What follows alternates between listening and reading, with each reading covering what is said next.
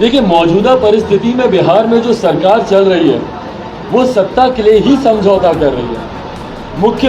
मुख्यमंत्री बने हुए हैं जबकि नैतिकता आधार नहीं बनती है। लोजपा रामविलास के राष्ट्रीय अध्यक्ष चिराग पासवान से सवाल पूछा गया कि क्या बीजेपी सत्ता में बने रहने के लिए समझौता कर रही है।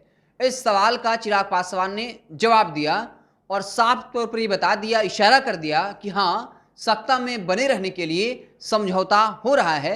पहले सुनिए क्या कुछ कह रहे हैं चिराग पासवान, फिर हम इस मसले पर विस्तार से बात करते हैं। क्या भाजपा सत्ता के लिए सिद्धांतों का समझौता कर रही है? देखिए, मौजूदा परिस्थिति में बिहार में जो सरकार चल रही है वो सत्ता के लिए ही समझौता कर रही है। मुख्यमंत्री बने हुए हैं जबकि नैतिकता आधार नहीं बनती है। तीसरे नंबर की पार्टी जनादेश किसी के लिए भी हो, मुख्यमंत्री जी के लिए तो वो जनादेश नहीं था। आपका विरोधाभास हर विषय पर रहा है। यहीं इसमें पटना यूनिवर्सिटी में प्रधानमंत्री जी के सामने खड़े होकर मुख्यमंत्री जी ने सेंट्रल यूनिवर्सिटी के लिए मांग की थी, ठुकरा दी गई। विशेष राज्य के दर्जे की मांग मुख्यमंत्री जी करते रहते हैं, नहीं कबूल की जाती। तमाम तरीके के नियम कायदे कानून उनको पढ़ा दिए जाते हैं। वही विरोधाभास मुख्यमंत्री जी का पेगासस पे जांच की मांग मुख्यमंत्री जी करते हैं। जातीय जनगणना का समर्थन करते हैं जब भाजपा नहीं करती।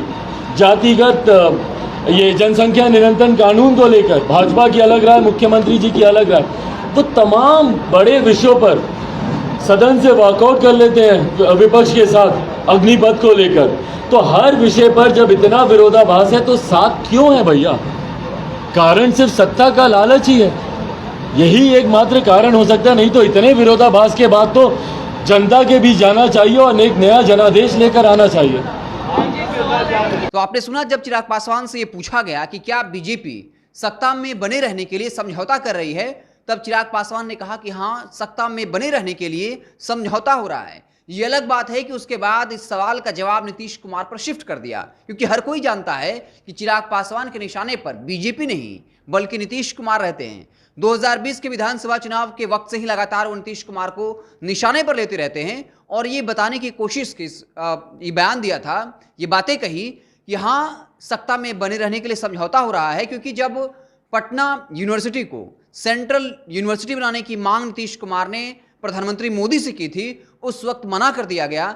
चाहे वो जातीय जनगणना हो, जनसंख्या नियंत्रण कानून हो, हर मसले पर जो है बीजेपी और जेडीयू के अलग अलग ओपिनियन हैं, अलग अलग तर्क हैं और इस वजह से बिल्कुल जो ये गठबंधन है बेमेल है।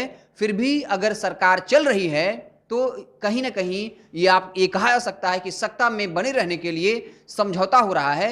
हालांकि वो पूरा मामला जो है अंत में नीतीश कुमार पर शिफ्ट कर दिए कि जेडीयू और नीतीश कुमार जो है वो सत्ता में बने रहने के लिए समझौता कर रही है। ये भी कहा कि जेडीयू जो है वो बिहार में तीसरे नंबर की पार्टी है, उसके बाद भी उसी पार्टी से नीतीश कुमार जो है बिहार के मुख्यमंत्री बने हुए हैं।